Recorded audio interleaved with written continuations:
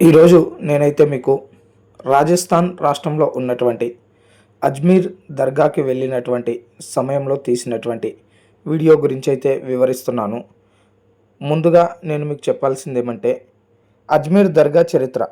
అజ్మీర్ దర్గా భారతదేశంలో అత్యంత ప్రసిద్ధి చెందిన సూఫీ పుణ్యక్షేత్రాల్లో ఒకటి. ఇది రాజస్థాన్ రాష్ట్రంలోని అజ్మీర్ నగరంలో ఉంది. ఈ దర్గా ప్రముఖ సూఫీ సంత్ ఖ్వాజా మొహినుద్దీన్ చిఫ్తీ గారి సమాధి.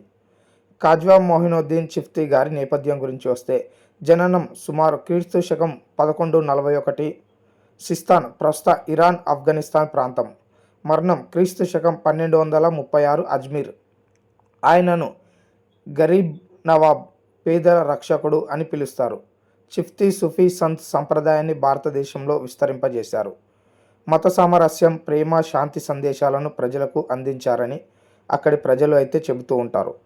దర్గా నిర్మాణ చరిత్ర విషయానికి వస్తే, ఖాజ్వా గారి మరణానంతరం ఆయన సమాధి వద్ద చిన్న నిర్మాణం ప్రారంభమైంది. తర్వాత కాలంలో అనేక రాజులు, ముఖ్యంగా మొఘల్ చక్రవర్తులు దర్గా అభివృద్ధికి సహకరించారు. అక్బర్ చక్రవర్తి ప్రతి సంవత్సరం ఆగ్రా నుంచి అజ్మీర్ వరకు నడిచి వచ్చి ప్రార్థనలు చేసినటువంటి చరిత్ర ఉందని చెబుతారు.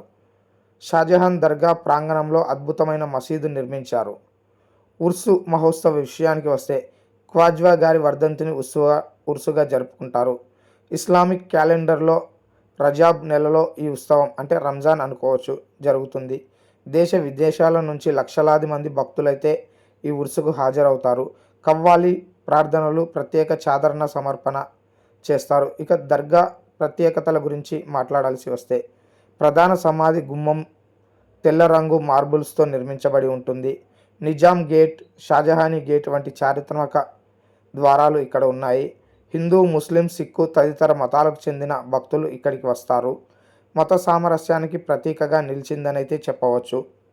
ఇంకా ముఖ్యంగా ప్రాముఖ్యత విషయానికి వస్తే, అజ్మీర్ దర్గా కేవలం ముస్లింల పుణ్యక్షేత్రం మాత్రమే కాదని, అన్ని మతాల ప్రజలు తమ కోరికలు నెరవేర్చుకోవాలనే ప్రార్థించే ఆధ్యాత్మిక స్థలమని, ఇది భారతదేశంలో సాంస్కృతిక ఐక్యతకు ప్రతీకగా నిలుస్తుందనైతే ఇక్కడ నాకు తెలిసింది.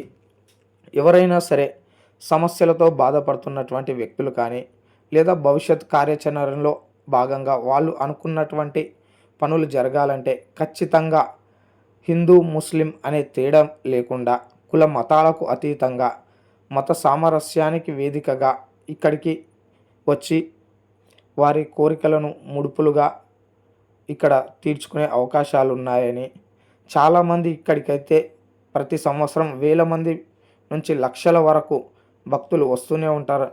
నిరంతరం ఇక్కడైతే భక్తులతో రద్దీగా ఉంటుందని, ప్రతి ఒక్కరికి కోరికలు తీరుతాయని అయితే చెబుతున్నారు.